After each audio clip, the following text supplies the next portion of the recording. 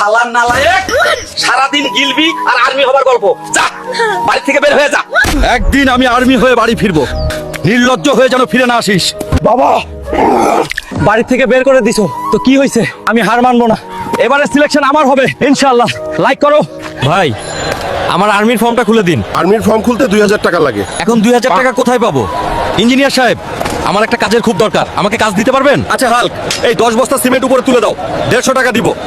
হালকা, ওকে করতে হবে একজন আর্মি হতে। এই হাল্ক সবকিছু করতে পারে। এই হাল্ক আর্মি হতে নিজের জীবন দিতে রাজি। হাল্ক, এই নাও তোমার পরিশ্রমের টাকা। এত কষ্ট করার পর এই টাকা পেলাম, এবার আর্মি হবার সময়।